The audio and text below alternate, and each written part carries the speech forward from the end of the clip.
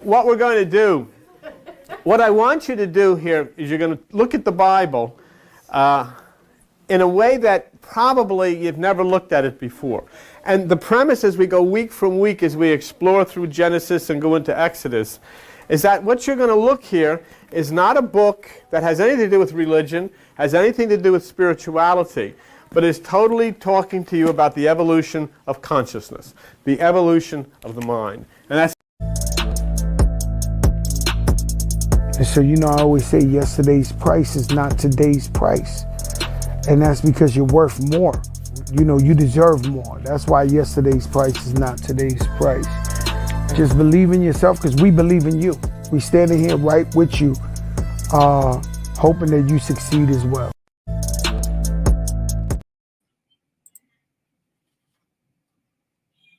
Peace to the family, and welcome. It's the Hierophants Book Club, and we're back with another episode of Chapters Genesis, known as Supergenesis, the gene in you, the gene that we're discovering, the gene that we're studying, the gene that we're trying to understand. This DNA that we have within us is a beautiful essence that we must learn to understand, must decode to progress in our lives. And that's why we're here today. It's your boy AD, and I'm here with my CEO, co-owner, chief executive, my big dog, Breeze. And we're going to talk about Genesis and just get into the esotericness of the Bible.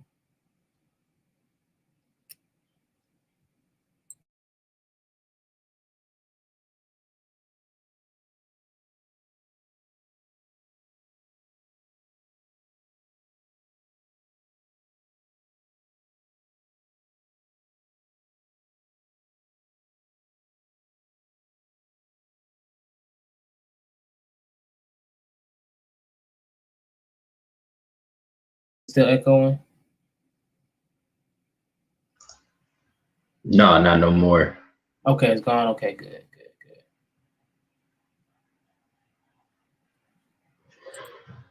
All right, man. I was just introducing us and stuff, let everybody know the show we got going today. So, what's the word? How you feel, bro? How you feel about on this episode? I feel good. It's a wonderful Sunday. At least in the Midwest, it's sunny. Yeah, it is. It is a level Sunday. Is there anything you notice like astrologically that's going on? Oh yeah, the conjunction of Pluto, Mars, and Venus in Capricorn, the video we went over yesterday, which you can find on my YouTube, AD YouTube, and Hood's YouTube. Give you a little bit of insight and guidance. Yeah, it's all over the niches page. It's you guys go find it. If not, we'll have it below in the link. But let's go ahead. As you know, we got a PowerPoint for you guys. We got we always put things in a nice, exquisite way so you can understand. Because taking notes and understanding where we're coming from is just point an example. And as you see in our intro, most of the time you're gonna see us with this Hierophant card. And the reason why the Hierophant Tarot card is just so important. One, you got the symbol 5, and you see the logo in the corner, which is nail. Understanding the microcosm between us and the universe. We are one point of soul. We are dimensional beings. So understanding that and using the Bible to decode that is a very beautiful study that we all need to engage. So if you ever get this card in the reading, or it's a card you like to that pops up a lot when you do your self readings, it shows that going deep with it, doing the deep research is the keys and assets that you need. So as we start off in Genesis, we got, I have to say, the promise of salvation, right? You got Abraham. He's in a different light, right? As you see progresses in the chapter, we're going to see Abraham pretty much reach different types of a consciousness, right, that we explained earlier. So Breeze, as a promise of salvation, what is the salvation that you think Abraham is going to accomplish, or the salvation that we accomplish in our life? So this is a salvation that the Lord is reiterating to Abram at this time, throughout Genesis, from I want to say chapter 12 to chapter 14, and that promise is ultimately that his seeds will inherit Canaan, and they will be basically the jewels of humanity. Okay. And let's do a little recap of like 12 to 14 a little bit, and what people missed out on, like just key little details and stuff. Yeah. That can help understand the chapter. Last time, Genesis 12 introduces the call of Abraham by God to leave his homeland, which shows Abram's capacity to have trust in God. You know what I mean? To have faith, to exercise his faith. And then in Genesis 13, you have Lot and Abram coming out of Egypt with riches, and at this point they separate. So it's kind of like a separation between sense consciousness and spiritual consciousness. Lot being sense consciousness, Abram being spiritual consciousness. And then in Genesis 14, we talked about how the war that went on amongst the 4 kings versus the 5 kings in the Vale of Sodom, and how Abram saved his nephew Lot. And that's where we left off. Okay, great. That is where we left off, man. So now we stepping in to chapter 15, and I'm gonna go ahead and read this, guys, to you, right? And you always know we're gonna work with piece by piece. So after these things, the Lord came unto Abraham in the visions. Fear not, I am thy shield and thy seed great reward. Abram desires a child and asks the Lord, how can you fulfill this covenant, being that he goes childless? The Lord then reiterates his promise to Abraham and tells him, look now towards the heaven and count the stars. If thou art able to number them, he said unto him, so shall thy be seed. Abram believed the Lord, but continued to ask questions as to when, where, and how will the Lord keep his covenant. So with that important piece right there, like, what is the esoteric bit that you can hear from him saying, count the stars if thou art out to number them? Right? What is the Lord trying to tell Abram, or what is his soul trying to help him understand?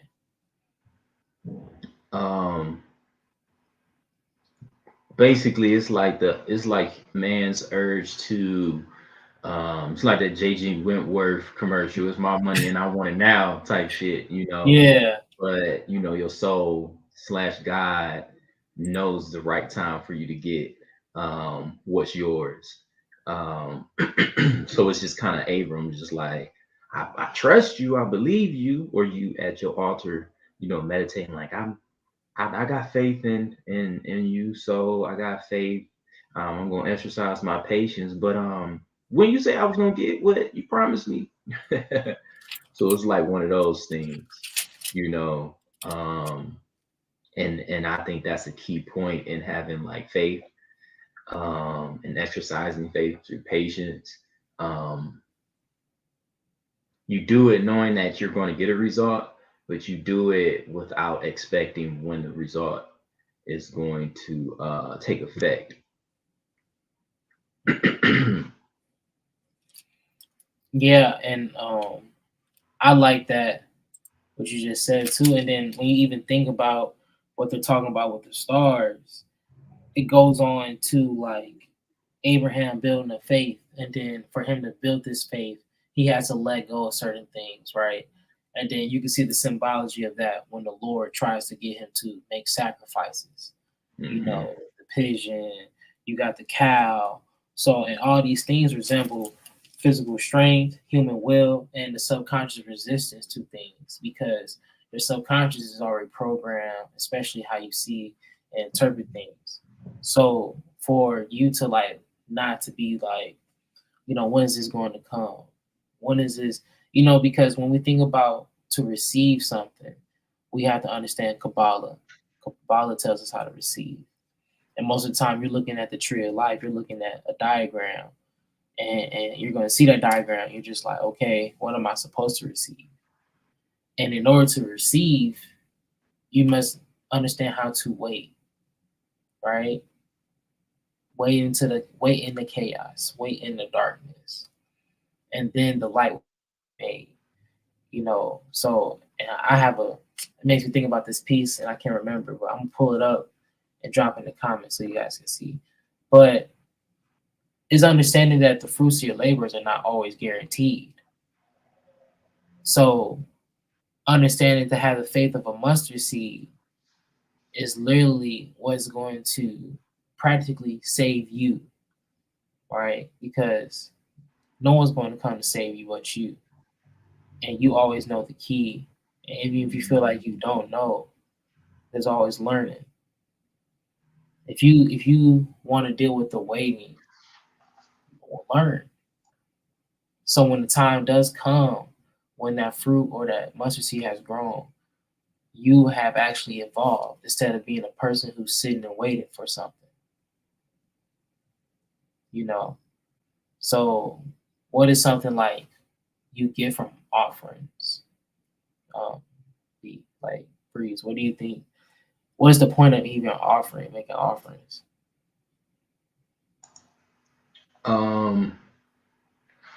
So when Abram makes offerings, you know what I mean, to the Lord, is him, you know, just venerating and honoring that connection that he has with his higher self or his soul. Is honoring that connection, because the Lord is kind of like the in-between between Abram and God, or Elohim. You know, and these sacrifices is just meant to keep you in a place where you're actively, you know, doing things to honor that connection. You know, like when you're at your altar and you may be working with a deity, or you may have a family member in that transition. You know, you make them a plate of food and place it on the altar, or you place it by a picture of them and light a candle. And this is just a simple way to venerate them, you know what I mean, and to show respect to the energy. To show respect to an energy, show reverence to an energy. Okay, I like that. Want to continue to the next slide now? Yeah. Okay, cool. So as we progress now, and when the sun was going down, a sleep fell upon Abram, and behold, a hair of great darkness fell upon him. Then he said unto Abram, know of surety, that thy seed shall be a stranger in a land that is not theirs, and shall serve them. And they shall afflict them for 400 years. And also that nation whom they shall serve, I will judge. And after shall they come out with great riches, and thou shalt go to thy fathers in peace. Thou shalt be buried in good old age. But in the 4th generation thou shalt come here again, for the iniquity of the Amorites is not yet full. Genesis 15:12. So after taking direction from his intuition, Abram performs a burnt offering ritual for his soul, which we just explained, right? And he waits intentionally until the sunset, then a great darkness falls upon him, either being in a trance state or asleep. His soul can now speak freely to him. So when we speak about trance, right? What's your thoughts on trance? Like, what can you get from trance? Being in the trance state just adds to, that connection that you're making, with your soul. And like the last sentence in the slide, the darkness falling upon him is the unconscious mind receiving him as he lets go of his ego. Conscious mind, the part of man that is constantly attempting to apply logic to the workings of spirit and soul. So when you're in a trance state, there's a big part of like your personality, your ego, um, that's offline, you know. You're not thinking about washing dishes or doing laundry at this point, or you're not even questioning what you're doing. It's just kind of like you're just going through the motions and doing it. Because the conscious mind actively blocks out different parts of your consciousness for a good reason, but you go into a trance state so that you can experience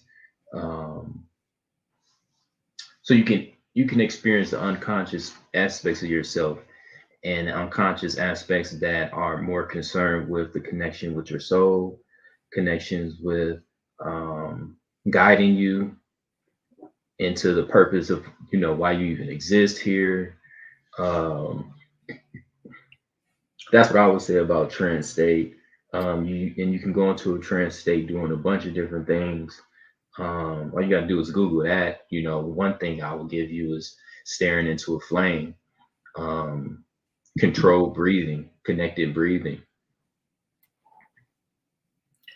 And speaking of the flame, shout out to the niches for the flame. Go ahead, check out our Instagram, niches for the flame. You can find them in the comments that we'll have below. Also, go ahead and check out our Discord where we get into talking about a lot of information, deep practices, esoteric information. Also, even how to even do meditate techniques. A lot of people in the chat meditate, especially we do. I mean, Breeze even meditate before we got on. So make that a very importance for you, because a sound body and a sound mind dwells in a sound soul. So work with that and see what you can get from it. And also dealing with a trance state, even when you have sleep, right? They say sleep is the cousin to death. So imagine if you're a person that likes to nap and you time your naps, right? Like, all right, I like to take my naps at 12:30. And then before you take your nap, you drink you some tea, right?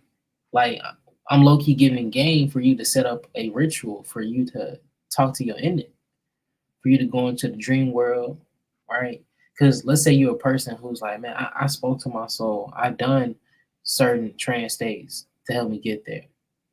But like, you want to go to the dream world and be able to practice and work on things. You want to be able to go there to experience and build. This is that time to do that by building a ritual format for that. So as we move on, right, now we're here with Sarai, or as we can say, Hagar and Ishmael. Brother, do your thing. At this point, Sarai felt that Abram deserved a child, and Sarai, up to this point, was unable to conceive a child for Abram. She told him to go into her maid Hagar, which was an Egyptian. When Hagar conceived a child for Abram, Sarai began to despise her maid and regret the decision. When Hagar saw Sarai's anger, she fled.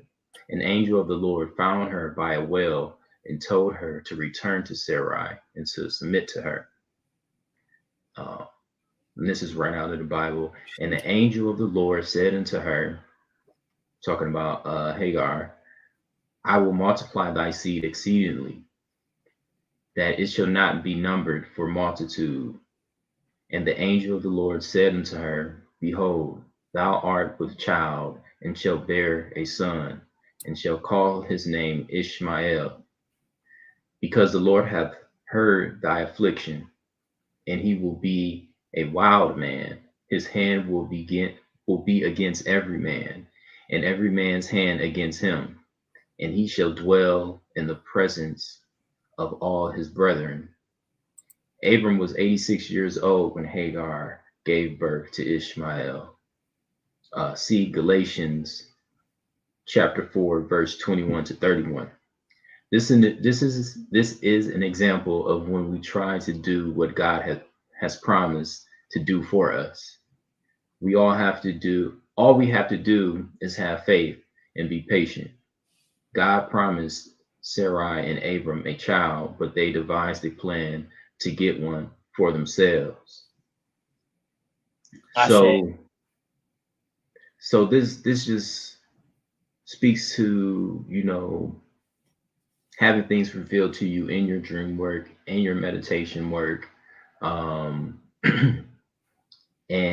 the only thing that's required is for you to have faith and be patient. But, there's no work without faith. There's no faith without work. There's things that you have to do.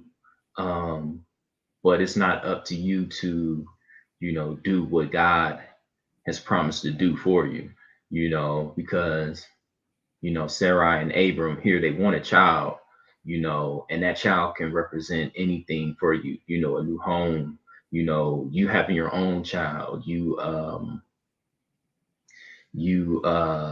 gaining some type of clarity behind a specific event in your life.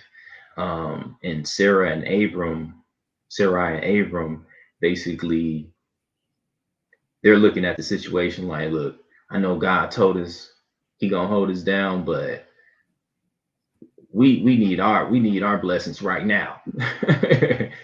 We need to cash in on our blessings right now, and now they had, a child that's outside of the promise.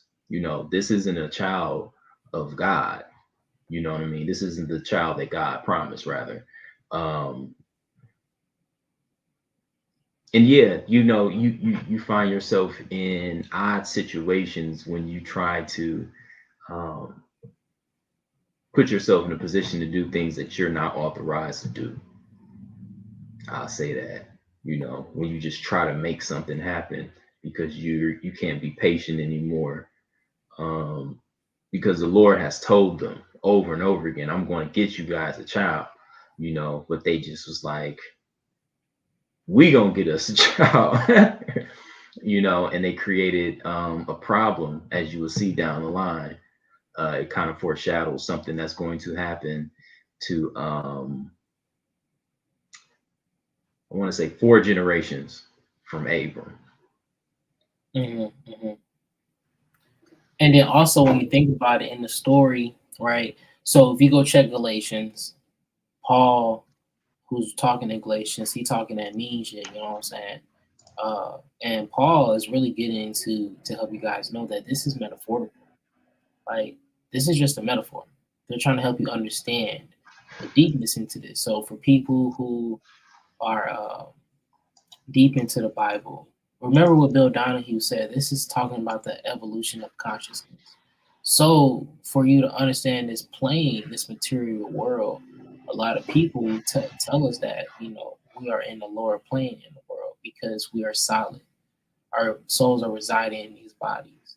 So we can go to other planes, and honestly, through your meditation work and dream work and ritual work, you can honestly find out when it's coming, or you can ease the feeling to know, like, okay, it's going to come soon by if I do these things. But the Lord did not recognize Ishmael, right? The Lord did not recognize him because he was a lower expression, right? Like a lower vibration of creation. Because it had nothing to do with the Lord. You know what I mean? Right. The birth of Ishmael had nothing to do with the Lord.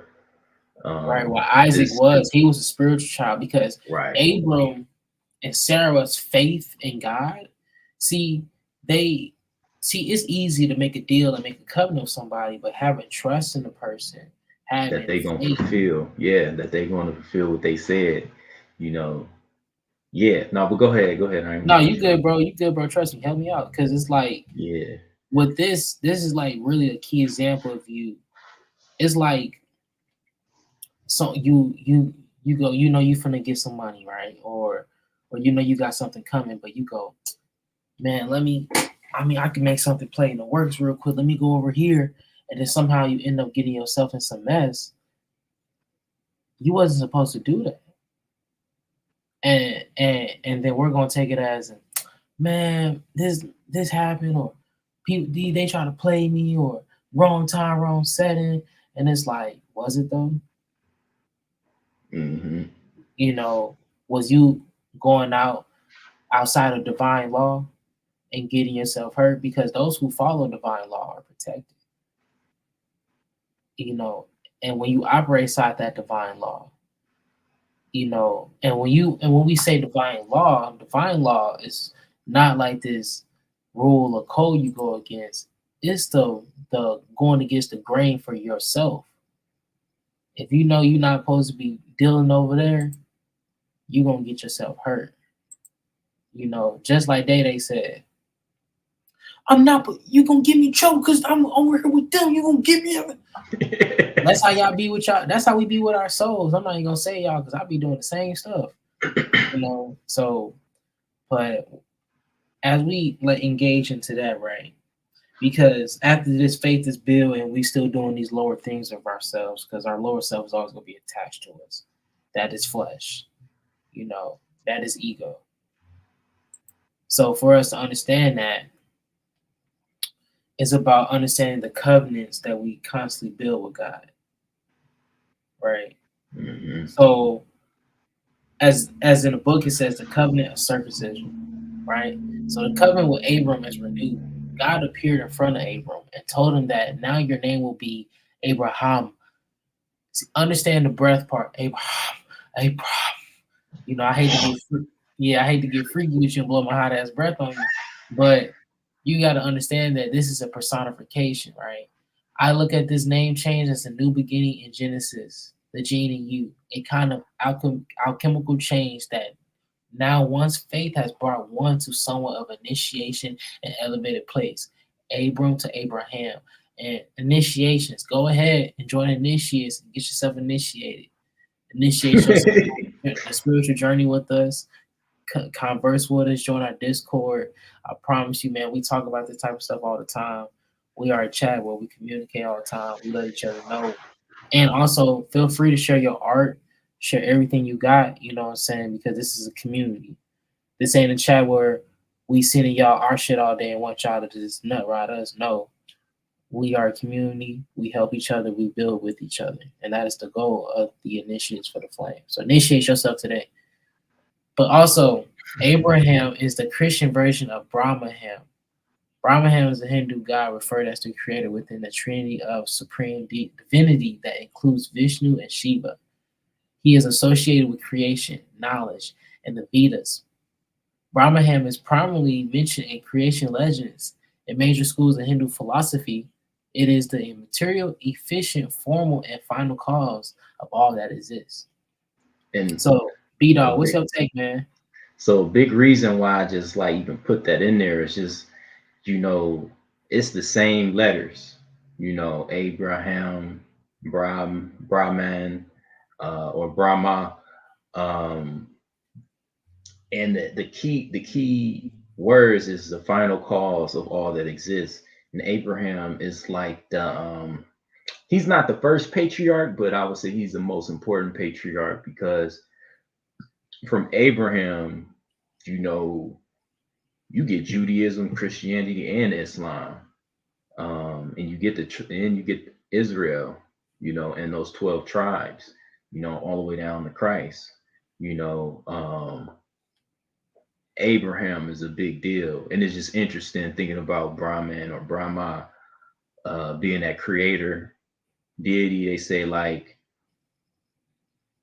the universe is created from Brahma's mind in Hindu mythology. But that was just something to reflect on, you know, just something that came to me intuitively. But yeah. Yeah. Also, so when we think about covenants, right?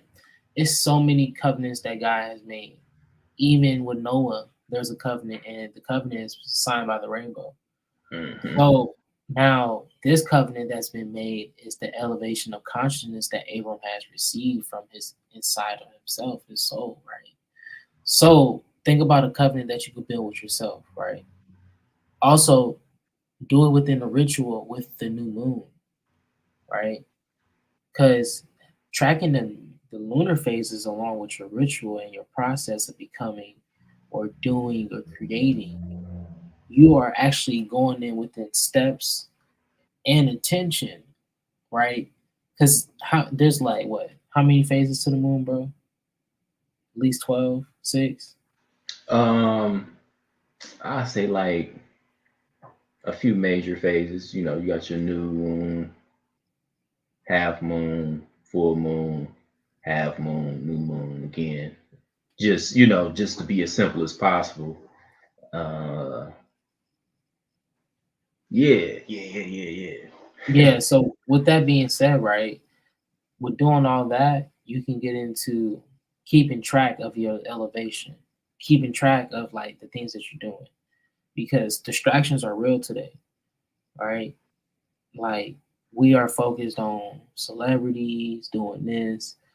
Most of the time, we're scrolling through the gram, and then it ain't scrolling where we're promoting our business or ourselves, you know. So if you're a person that has faith in yourself and you know that you're supposed to be out here creating, I'm gonna need you to go plant that mustard seed and go meditate and figure out what's the value you're gonna be bringing to your channel, the value you're gonna be bringing to your business, because this is the simplicity of it. So let's move on, right, to our next slide. Yeah. Now, this is one of my favorite slides in the whole thing. Next, God requires that all generations of Abraham must be circumcised to uphold the covenant.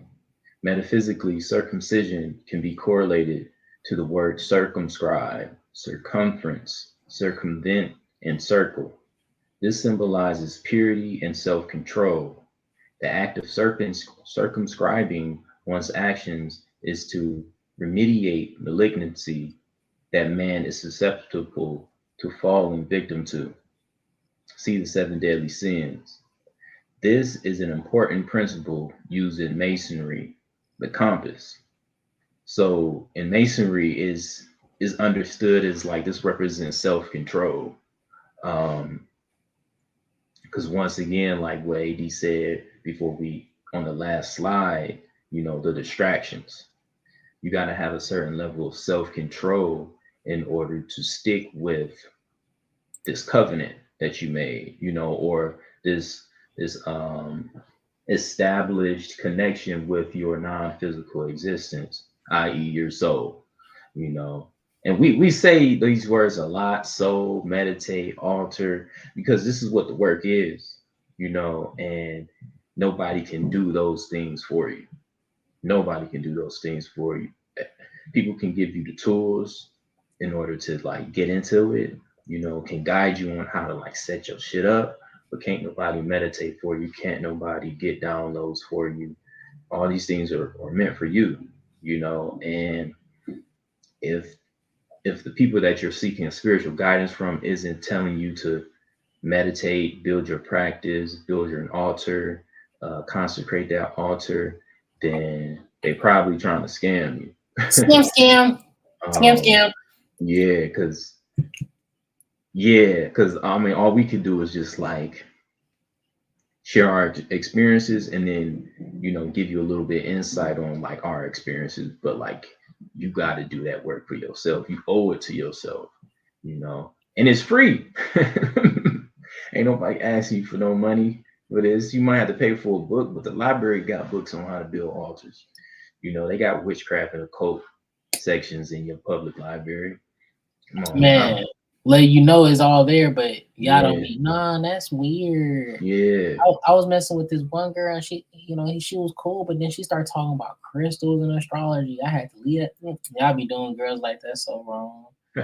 Man, y'all meet anyway. So look, so with that being said, right, even with you being a being and you learning, you like people say like they don't understand how to get downloads, and that's something we're going to talk about deeply, right, on a different day, because this right here is a download. What we're working on is a download. The things that we're constantly putting into play is a download, because when you in a deep study and you actually doing your meditation, you're gonna have things that you bringing forth, right?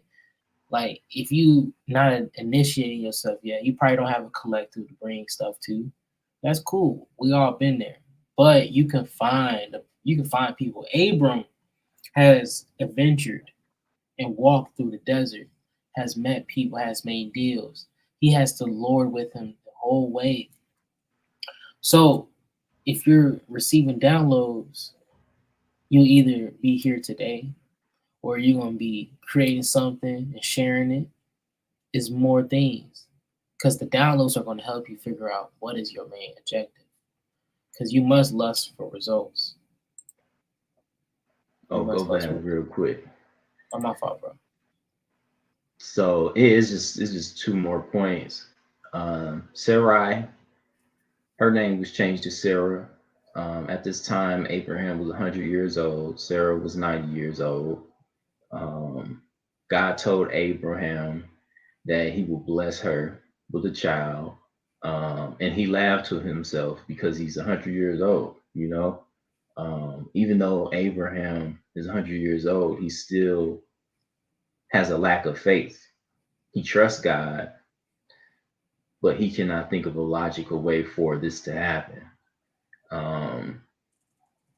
And I really like how they put it in the book, where it's just like, you know, he 100 years old. You know what I mean? Even if you was 100 years old and your wife was 90 years old, you gonna look at each other like, we ain't about to have no kid. What the heck? You know? But that age old saying, the Lord works in mysterious ways, right?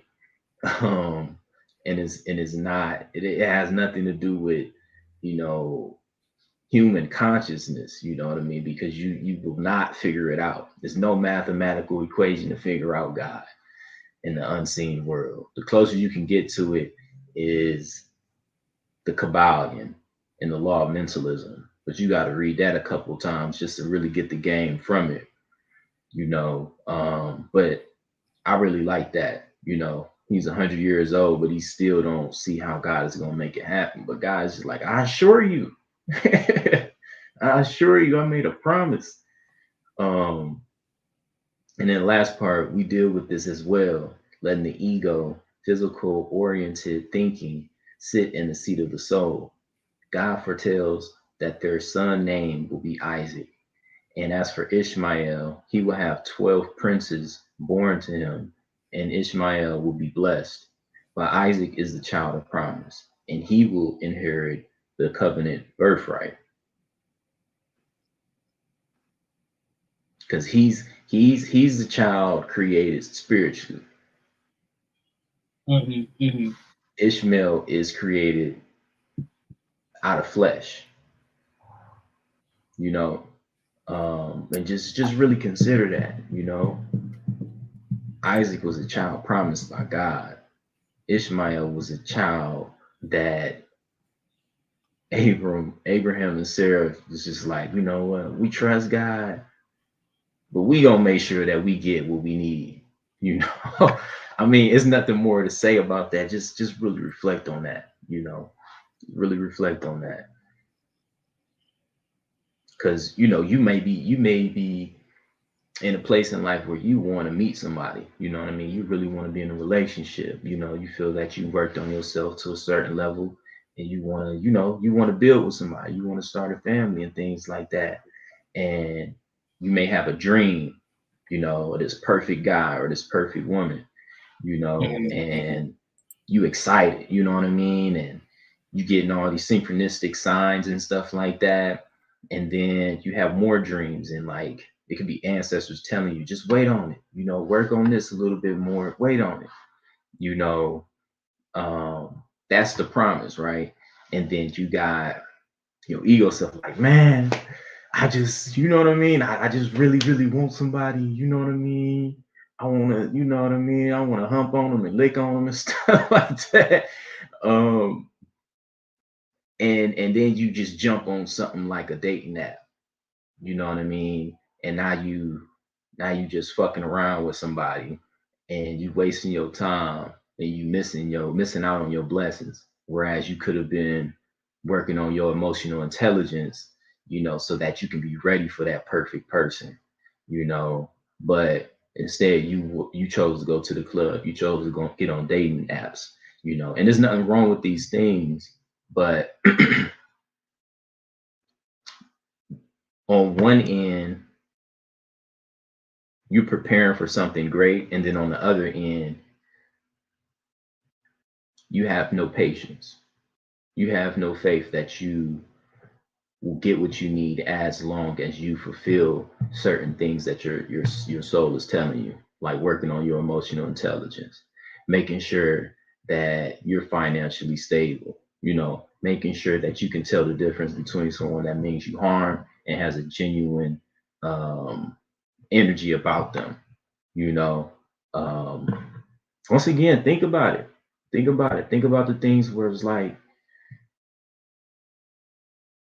you was going to get blessed, but you went out and tried to go get your blessings instead of just receiving them and letting them come to you. And I'm not saying that in order to receive your blessings you don't have to do any work. There's work that comes with it, but the work isn't you disregarding the spiritual aspects to it, because the spiritual aspect is telling you what you're gonna get and how you gonna get it, but the physical aspect is just like you just want it, but I feel like we said enough about this to provide some gnosis. Yeah, we'll get into like deeper stuff and like deeper metaphysical teachings, but like if we was to one day, me and Breeze have a conversation about mastery to beginner, right? And we're just talking about the illusions of it and everything, but at the same time, you must understand why you have chaos and why you have order. Think of this: justice and revenge.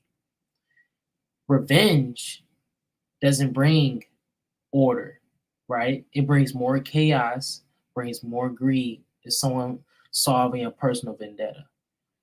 Justice brings order, right? It corrects the things that was done in a unseen way or a wrong way, right? Justice is to clean up and bring back order. Yep. So for you to understand that is for you to like get into deeper things, right? Because once you understand the soul or tarot, right, you can do a reading and figure out some deep things, or you can understand how things are made. But it's like philosophy. Philosophy kind of like creates the place where you're always questioning things, right? But it's like never no governed solution. So doing all this deep studying things, it's cool, it's nice, but what are you going to get from it, right? It's like Doctor Strange in the Dark Hole. Some things are not meant to be touched because people are not ready for it. It's like trying to understand your head. It's like trying to understand something, but your head is too unfathomable, right? In Kabbalah, when you understand the number system and when you understand the one, the supreme, the monad, right? It's too unfathomable to even fathom. So what makes you think you're going to fathom it? Right? If you can't even fathom the concept of your soul loving something that you can't see, what makes you going to think you're going to understand some deep information about the universe? Even in Goetia magic or Rosicrucian schools or Aleister Crowley, they will tell you that if you don't contact your holy guardian angel, if you don't contact the spirit, the Lord, the one within, if you was listening to this video today and you like heard us talking about magic and you haven't even talked to your soul yet, you finna do some dark shit, bro. Yeah, because just it's a you sec. don't. Go ahead. No, yeah, you're just gonna be doing things out of ego. That's exactly what I was going to say. And there's no true guidance other than serving yourself. When you serve your soul, then that's what connects you to serving others. Um, because charity is very important. Charity is very important. Giving to others, loving thy neighbor. These are like very important things. Um, Whatever you can do to alleviate the burden that is on all of humanity, do it. Even if it's just you helping one person, that act of kindness goes a long way. you know, um, and not to have your ego in it when you're doing it, expecting something in return, you know, because that's a big part of like when you establish this connection with your holy guardian angel or your soul is you go to your altar and give these offerings expecting nothing, you know what I mean, but guidance. Just put me in the right places, show me the signs, to let me know that I'm doing the right thing. And if I'm not, how can I begin to?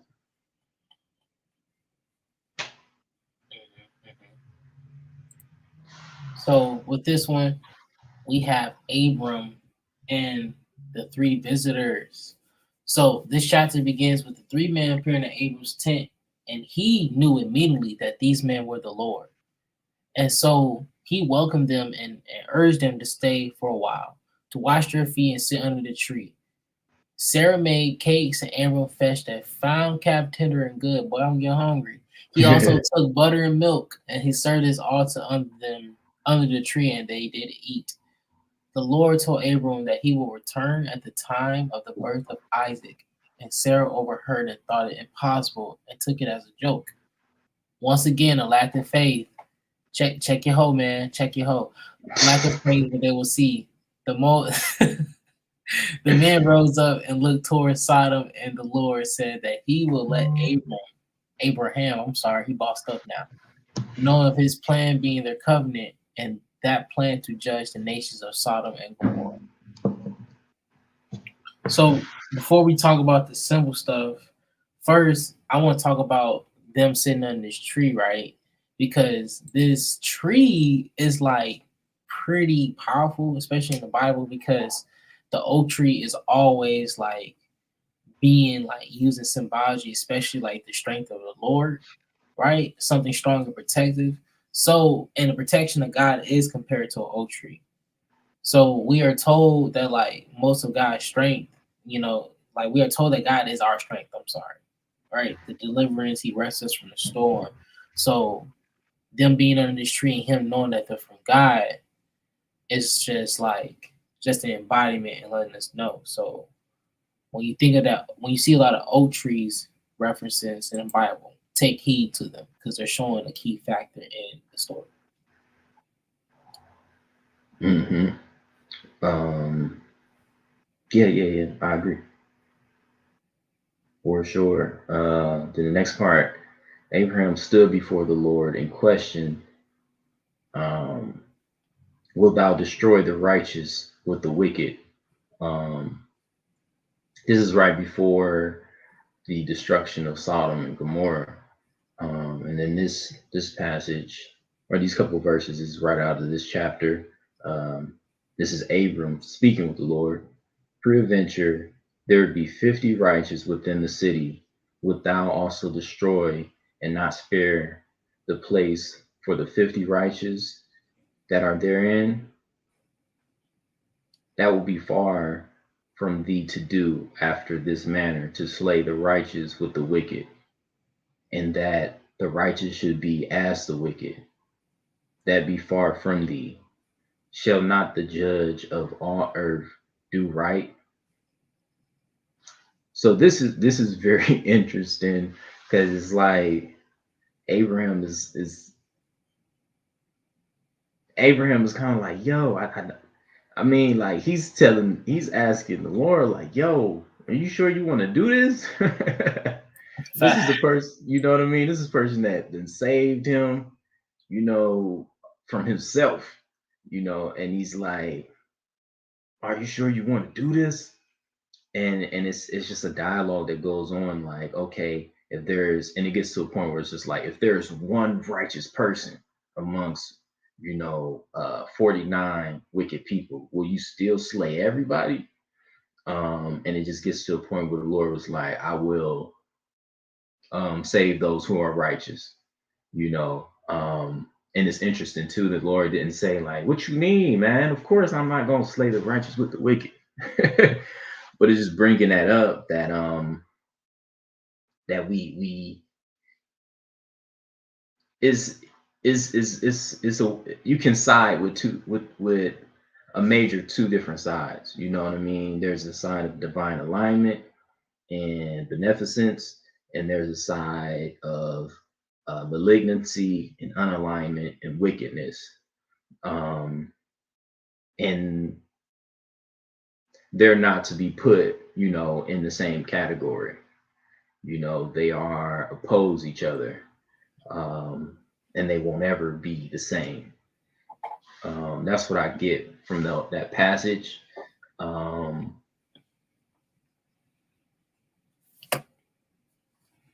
Yeah, that's what I get from that passage. And it also makes me think like you cannot mix, you know, your vices with your good.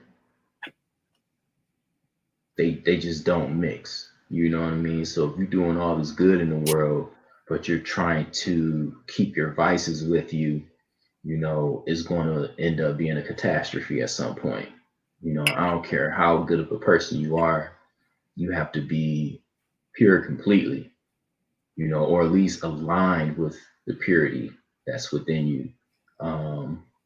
Even if it's to a point where like you can't get rid of the wickedness, you know, it's important to align with the divinity over the wickedness. Man, you say you, man, it's like saying you love her, but you still fucking all the dog holes in the city. Yeah, it's not gonna work out. It's not gonna work out, you know. Yeah, and it's about being true to your word, you know. I mean, straight. You know what? Let me calm down. All right, but yeah. And did we? Yeah. Okay. So one thing that also that like we don't want to forget too about about 18, right? So the new state of consciousness, right? Because that's something we talked about, but we didn't get into, right? So as we jump into these new states of consciousness, right? We receive higher ideas and entertain them as they were realities instead of figments of imaginations, right? So when we are faithless, when we don't have trust, or even when we're in a lower vibration, when at the end of the day, there's the saying, when you fear things, you're going to bring them into your life. So, you know, switch that fear vibration around, because as these lower vibrations are in, you're going to still be thinking about things that didn't serve you over things that don't help you. And also, even if you're trying to reach that new state of consciousness, in the book the high five habit, right? The habits that you create are the habits that are going to bring you riches or going to destroy you. So the lower state of consciousness that Abram was in, right, and having Lot with him, you know, Lot was a personification of that lower consciousness, right? And once he got rid of Lot, all he had to deal with is his faith. So that's another term, another way of you realizing things that you have to leave behind. So that consciousness, right? You must step into it, because people visualize God by thinking of divine master, right? But you see people So what I mean by that, right? We see people in the church today surround themselves with Jesus. Jesus this, Jesus that. But you need to understand that is to help them keep their faith strong. So we make fun of people that have certain things that keep certain things with them, or little lucky charms. You might never knew if that person was on that altar charging that bitch all month, and they brought it out, and it's helping them keep them faith and keep them connected. Because whether you believe in spirits or not, they are beating your ass. So yeah, they all around you. They're all around you. So it's either you create your own spirits and you dwell with the spirits that serve you, or you like these dudes who go after females that don't like them and hurt them. That's how these spirits work. You go to the spirit that like you. Cause and it's to a point that you said earlier, it's so many distractions, you know, and having something that you have spiritually charged can really help you not be distracted. You know, don't ever underestimate a devout, you know, believer in whatever religion that it is in, you know, because, you know, why people like to laugh and point the finger to them, at them, you know, talking about like, you know, I don't know, just saying all kind of crazy things. That person is probably disciplined. That person, you know what I mean, is a very disciplined person. And I'm gonna just say that, you know, a lot of spiritual folks, especially when they get into spirituality, are undisciplined, you know, and they think spirituality is like no rules to it, you know what I mean? And I think that's what makes it difficult for folks as well, you know, because it's a lot of religious folks out here, man, that they solid. You know, it's the spiritual people that's trying to scam you. So, you know, just think about that, you know.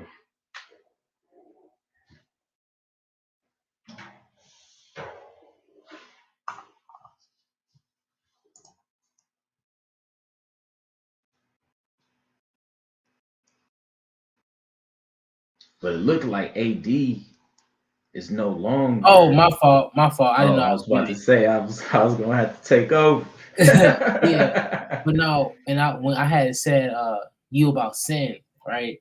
Sin is real, and you don't think it's real because you be like, oh, I don't believe in God, so sin don't affect me. Well, you sinning right there. You don't believe in your higher self that is guiding you. I'm not talking about the God that is propagandized around this world. No, I'm talking about the gene in you that's going to lead you into the life that you've been wanting, right?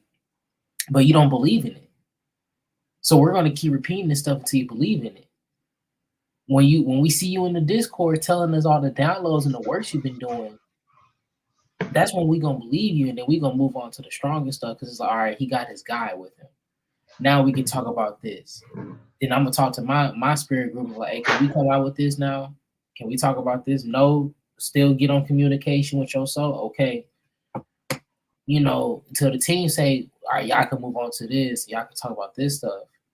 That's when we're going to do it. But until you do some soul work, till you, you know, let us know, that is the changing process for you.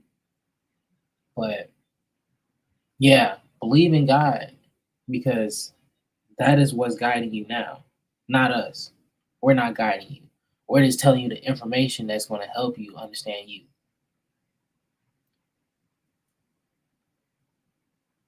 My shade. Super Genesis. Yeah, but I appreciate you guys joining the show. Please like and subscribe, share. It helps out a lot. We boxing the algorithm, y'all. Like we've been boxing it. Like we straight up going to the world with the algorithm. We probably gonna stop boxing it and just give it some offerings for real. You know, so. But is there anything you want to say? Things we left out or closer, bro? Because I'm gonna play the intro one more time before we head out, so they can see what my boy Bill was talking about. Yeah, go ahead and play the intro, man. Look out for me. what we're going to do, what I want you to do here is you're going to look at the Bible in a way that probably you've never looked at it before. And the premise as we go week from week, as we explore through Genesis and go into Exodus, is that what you're going to look here is not a book that has anything to do with religion, has anything to do with spirituality, but is totally talking to you about the evolution of consciousness, the evolution of the mind. And that's a very, very important part, see.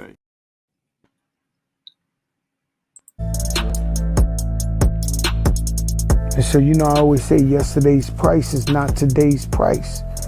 And that's because you're worth more.